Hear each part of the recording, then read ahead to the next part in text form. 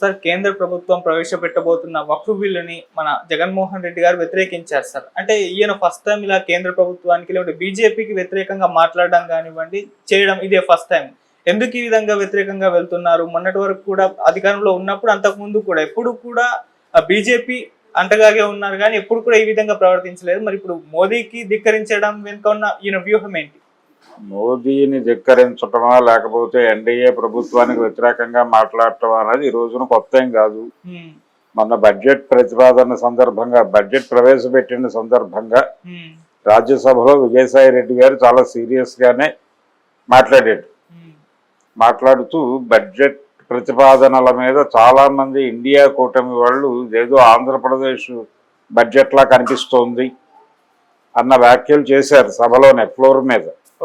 చేసినప్పుడు వాళ్ళ మాటల్ని ఖండిస్తూ ఇదేమో ఆంధ్రప్రదేశ్ బడ్జెట్ ఏం కాదు, అక్కడ ఆంధ్రప్రదేశ్కి ఒరగబెట్టింది ఏమీ లేదు, వీళ్ళు అప్పిప్పిస్తామనే మాట చెప్పారు తప్ప గ్రాంట్ ఇస్తామనే మాట ఎక్కడా చెప్పలేదు ఆవిడ. కాబట్టి ఇదేదో ఆంధ్రప్రదేశ్ ప్రజలకి ఏదో ఉండి వార్చేస్తోంది కేంద్ర ప్రభుత్వం అనే అభిప్రాయం కలిగేలాగా మీరు వ్యాఖ్యానించకండి అని ఇండియా కూటమి సభ్యులను ఉద్దేశించి మాట్లాడాడు ఆయన పార్లమెంట్ లో, రాజ్యసభలో. విజయసాయి ఆ బయట ఉంటుంది వీడియో, ఒకసారి వెరిఫై చేసుకోండి. అంటే నిజానికి అదే టైంలో ధర్నా జరిగింది ఢిల్లీలో. ఆంధ్రప్రదేశ్లో వైఎస్ఆర్సీపీని టార్గెట్ చేసి దాడులు జరుగుతున్నాయి, హత్యలు జరుగుతున్నాయి, ఆత్మహత్యలకు ప్రేరేపిస్తున్నారు, వీటిని ఎదుర్కోవాలి అని చెప్పి ఆయన ఢిల్లీలో ధర్నా చేశాడు జగన్మోహన్ రెడ్డి. ఆ ధర్నా కార్యక్రమానికి ఇండి కూటమి నుంచి అఖిలేష్ యాదవ్ లాంటి నాయకులు వచ్చి హాజరై ఆశీర్వదించారు. కానీ ఎన్డీఏ కూటమి నుంచి ఏ ఒక్కరో అటువైపు తొంగి చూడలేదు. చాలా కాన్షియస్గానే ఉంది కండిషన్. అలాగని చెప్పి ఆయన ఓటమి తర్వాత ఇండి కూటమి వైపు టర్న్ అయ్యి ఏం లేడు జగన్మోహన్ రెడ్డి గారు. ఆయన స్పీకర్ ఎన్నిక సందర్భంగా, ఓం బిర్లా ఎన్నిక సందర్భంగా ఆయన 4 ఎంపీలు ఆయనకు అనుకూలంగానే ఓటేశారు. నిజానికి బీజేపీ ఆంధ్రప్రదేశ్లో చంద్రబాబు పార్టీతో పొత్తు పెట్టుకోవడానికి చాలా కాలం ఆలోచించింది. పవన్ కళ్యాణ్ ప్రకటించగానే వాళ్ళు వెంటనే వచ్చే పవన్ రూట్ మ్యాప్ ఇస్తామని చెప్పలా, వెయిట్ చేసి ఆఖరి నిమిషంలో ఓకే చెప్పారు, కలుద్దాం, మనం కలిసి వెళ్దామని. ఎందుకు ఆగారంటే అప్పటి వరకు జగన్మోహన్ రెడ్డికి ఎక్కువ సీట్లు వస్తాయా, తెలుగుదేశం పార్టీకి క్రేజ్ ఉందా, దీని కండిషన్ ఏమిటి అనేది బేరీజు వేశారు. ఆ బేరీజు వేసి ఆ బేరీజులో కొంత ఎడ్జ్ ఉంది చంద్రబాబు నాయుడు వైపు, కొంత టర్న్ అయి ఉంది సీను. సో ఎంపీలు వాళ్ళకి కావాల్సింది, ఆంధ్రప్రదేశ్లో నెగ్గినటువంటి ఎంపీలు అందరూ తమ దొడ్లో ఉండాలి. జగన్మోహన్ రెడ్డి ఎంపీలు ఎలాగో తమ దొడ్లో ఉంటారు.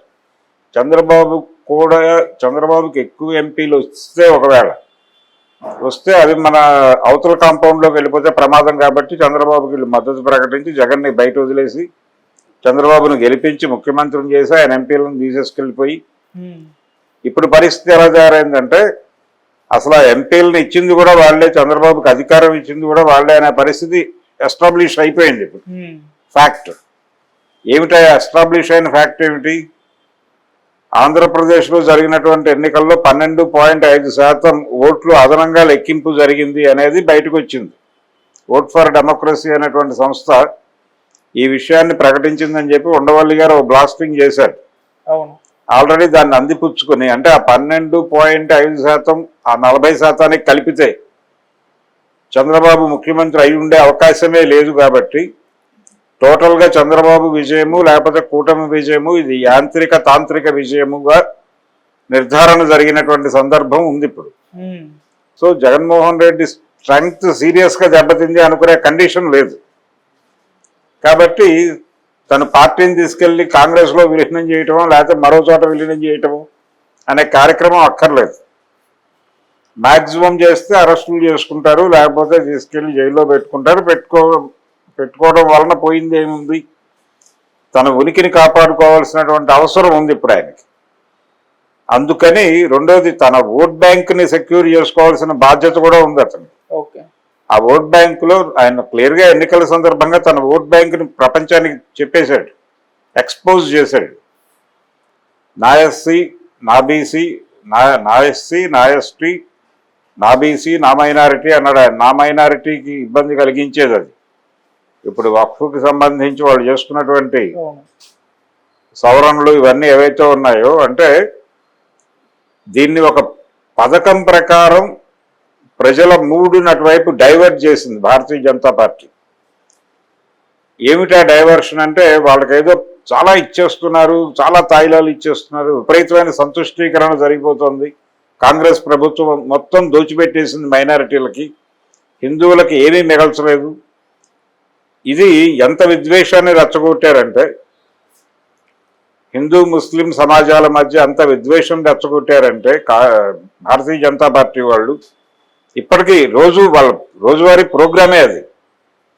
ఈ విద్వేషం రెచ్చగొట్టకపోతే మనకు మనుగడ లేదు అనే ఉద్దేశంతో వాళ్ళు గంటకి ఏది దొరికితే దాన్ని పూచిక పొల్ల దొరికినా బ్రహ్మాస్త్రం చేసే పరిస్థితి వాళ్ళది.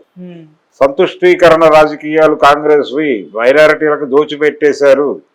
వాళ్ళు టూర్లకు వెళ్తే వాళ్ళకి మక్కాకి వెళ్తే వాళ్ళకి రాయితీలు, తిరుపతి వెళ్ళే వాళ్ళకి రాయితీలు ఉండవు ఇక్కడ, లేకపోతే ఇక్కడ షిరిడి సాయం చుట్టానికి వెళ్ళే వాళ్ళకి రాయితీలు ఉండవు, బస్సుల్లో రాయితీలు ఇవ్వాలి తిరుపతి వెళ్ళే వాళ్ళకి, లేకపోతే అయోధ్య వెళ్ళే వాళ్ళకి, లేకపోతే ద్వారకా వెళ్ళే వాళ్ళకి, వీళ్ళకి కూడా రాయితీలు ఇవ్వండి వాళ్ళలాగా, ఎందుకు ఇవ్వరు అని ఒకటి. రెండోది ఎండోమెంట్ డిపార్ట్మెంట్ అని పెట్టి మీరు దేవాదాయంలో కొంత భాగాన్ని ప్రభుత్వ అవసరాలకు వాడేసుకుంటున్నారు. మరి ఇదే ధైర్యం ఇలాంటి చొరవే, ఇలాంటి వాడకం మీరు వక్ఫ్ బోర్డుల నుంచి వాళ్ళ డబ్బులు ఎందుకు తీసుకొచ్చి వాడరు? ప్రజోపయోగ పనులకి దేవాదాయ పేరు చెప్పి ఈ గుళ్ళ తాలూకా డబ్బులు తీసుకెళ్లి వాడేస్తున్నారు, కానీ తిరుపతి డబ్బులు వాడేస్తున్నారు, కింద తిరుమల డబ్బులు తిరుపతిలో వాడేస్తున్నారు, లేకపోతే చిత్తూరు జిల్లాకు వాడేస్తున్నారు. రామారావు గారి దగ్గర నుంచి ఉంది గొడవ, అంతకుముందు లేదు. ఈ వాడకానికి సంబంధించి వాళ్ళ డబ్బులు ఎందుకు వాడరు, చర్చిల డబ్బులు ఎందుకు వాడరు, ఇలాంటి చర్చ ఒకటి గంటకి రేపుతారు వీళ్ళు. చివరికి పరిస్థితి ఎలా తయారైందంటే భారతీయ జనతా పార్టీ పరిస్థితి మొన్న నేషనల్ కాన్ఫరెన్స్ కాశ్మీర్ ఎన్నికలు జరగబోతున్నాయి ఇంకో 2 నెలల్లో. కాశ్మీర్ ఎన్నికలకు సంబంధించి ఒక మేనిఫెస్టో రిలీజ్ చేసింది national conference. Omar Abdullah release చేస్తే ఆ మేనిఫెస్టోలో ఆయన చాలా స్పష్టంగా ఒక విషయం చెప్పాడు. కాశ్మీరీ పండితులు వాళ్ళ రక్షణకి మేము బాధ్యత తీసుకుంటామని ప్రకటించాడు. దాన్ని హైలైట్ చేయకుండా దానిలో 2 ప్రాంతాల గురించి ప్రస్తావన ఉంది ఆ మేనిఫెస్టోలో. ఆ 2 ప్రాంతాల ప్రస్తావన ఏంటంటే, ప్రస్తావించేటప్పుడు ఏం చేశాడు ఆయన, దానికి ఆ ప్రాంతాన్ని ముస్లింలు ఒకలా పిలుచుకుంటారు, హిందువులు ఒకలా పిలుచుకుంటారు. ముస్లింలు పిలుచుకునే పేరు పెట్టి హిందువులు పిలుచుకునే పేరును కూడా పక్కన పెట్టి దానికి బ్రాకెట్ వేసాడు. శంకరాచార్య కొండ అని ఒక ప్రాంతాన్ని పిలుస్తారు, దానికి ఇంకో పేరు ఏదో ఉంది ముస్లిం దానిలో, ఆ పేరు పెట్టాడు. ఇంకొక ప్రాంతానికి కూడా అలాంటి పేరు ఏదో ఉంది, దాన్ని బ్రాకెట్లో పెట్టాడు. బ్రాకెట్లో పెట్టి ఇది చేసి 53 నాటి పరిస్థితి పునరుద్ధరించడానికి ప్రయత్నం చేస్తామని చెప్పి, అలాగే 370 ఆర్టికల్ని రద్దు చేసినటువంటి పరిస్థితి మీద మేము వ్యతిరేకంగా నిలబడతాం, దాన్ని తిరిగి రిస్టోర్ చేయడానికి ప్రయత్నం చేస్తాం, ఇవన్నీ మాట్లాడుతూ ఈ ప్రాంతాల ప్రస్తావన చేస్తూ హిందూ పేర్లను బ్రాకెట్లో పెట్టారంటే వీళ్ళు అధికారంలోకి వస్తే ఇక్కడ ఉన్నటువంటి హిందూ దేవాలయాలని కూడా కూల్చేస్తారు, మసీదులు పెట్టి కట్టేస్తారు, ఇదంతా ముస్లిం మయమైపోతుంది అనే భయాన్ని ఇప్పుడు ఆ మేనిఫెస్టోలో చిన్న వాక్యం, ఆ వాక్యం ఆధారం చేసుకుని విషయం చిమ్మేస్తున్నారు వాళ్ళు వాట్సాప్లో.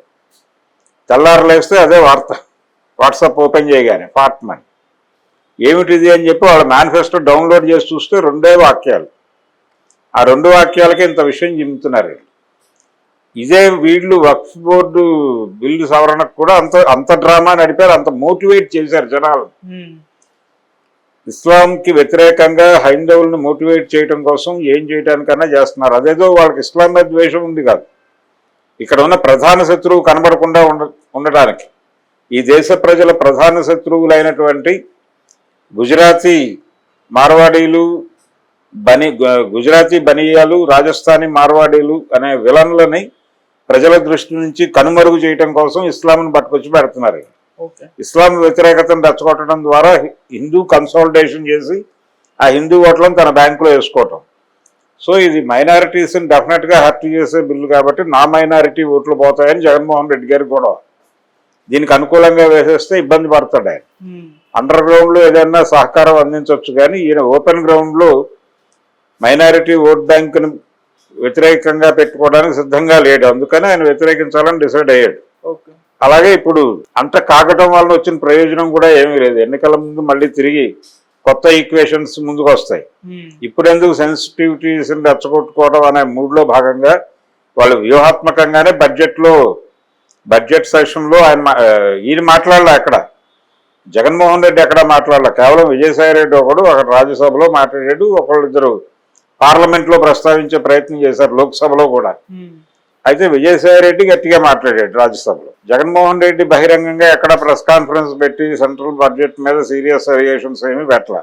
ఇవాళ మాట్లాడారు తెలివిగా. ఇప్పుడు నోరు విప్పుతున్నాడు.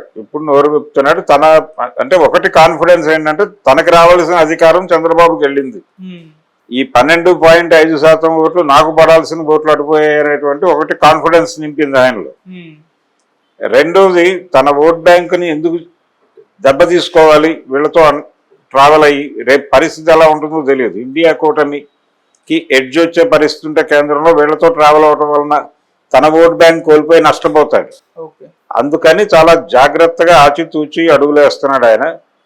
ఆయన మీద రకరకాల పుకార్లు ఉన్నాయి. అదేదో విలీనం చేస్తాడు కాంగ్రెస్ పార్టీలో, ఇలాంటివన్నీ అవన్నీ చేసే మూడ్లో ఆయన లేడు. రెండోది కుటుంబ పరిరక్షణ కూడా బాధ్యత తీసుకున్నాడు ఇప్పుడు ఆయన.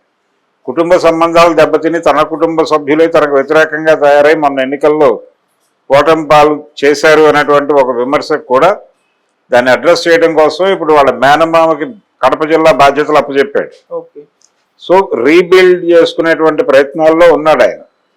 పార్టీని రీఆర్గనైజ్ చేసుకోవడం కోసం కసరత్తు ఏదో మొదలుపెట్టాడు. అందులో భాగంగా మాట్లాడాడు తప్ప ఆయనకేదో మైనారిటీల మీద ప్రేమ కారిపోయి కాదు. తన పార్టీని తను పరిరక్షించుకోవడానికి ఉన్న సిచ్యుయేషన్లో దీనికి అనుకూలంగా వెళ్ళటం వలన జరిగే ప్రయోజనం కన్నా కూడా జరుగుతుందేమో అని భ్రమపడే ప్రయోజనం అది. కానీ ఒకవేళ దీనికి మద్దతుగా నిలబడితే అది జరుగుతుందో లేదో తెలియదు. అంటే ఎన్డీఏ నుంచి ఈయనకి ఏదైనా మేలు జరిగితే జరుగుతుందేమో అనే భ్రమతో చేయాలి సపోర్ట్. అది గ్యారంటీ లేదు. కానీ సపోర్ట్ చేస్తే ఇది పోయే గ్యారంటీ మాత్రం ఉంది. అందుకని సపోర్ట్ చేయకపోవడమే బెటర్ అని డెసిషన్ తీసుకుని ఆ మాటలు మాట్లాడుతున్నాడు ఆయన.